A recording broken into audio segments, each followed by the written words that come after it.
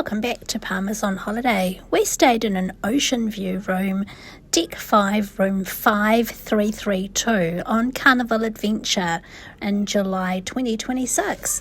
This is the review of this room. There were 3 of us in this room, so here is the setup for this. As we enter, there is a full-length mirror on the left opposite the wardrobe on the right. The beds were configured with Pullmans above, and we opted to split the beds as singles to maximise the floor space. The bed to the right was made up, making it more open as you walked in and gave more privacy for the bunks. This meant the bedside tables were in the middle and you could see out of the window. The window had 2 layers of drapes, a lighter one for daytime and a heavier block-out one for nighttime.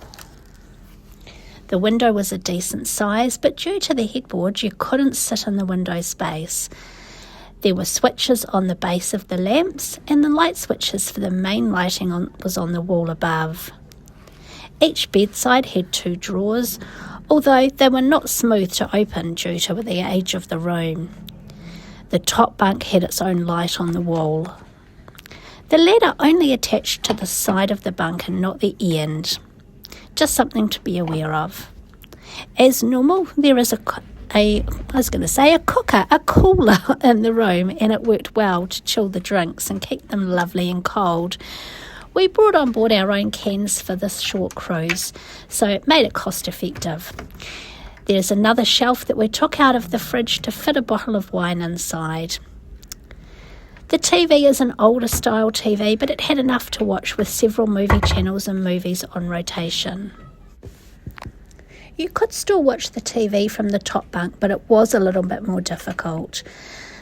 The hairdryer is permanently attached to the dresser. I didn't use it, so I can't comment on how it was.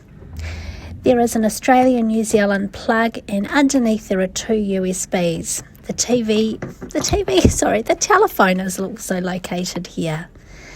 There is a chair which was comfortable enough, and also more drawers, plus open shelves at the end. I put our motion-activated nightlight here, which worked really well. The air conditioner worked fine. There is a motion-activated light in the wardrobe. I really like this space for the privacy to get changed, and it was more room than squeezing into the bathroom. Before you use the bathroom, just be aware the switch for this is on the outside. There was plenty of storage in the wardrobe area. We kept our suitcases here, and there is also a little table for the room, and they moved that into the wardrobe for us. The bathroom is a fairly standard size with a lovely clingy shower curtain. If you know, you know.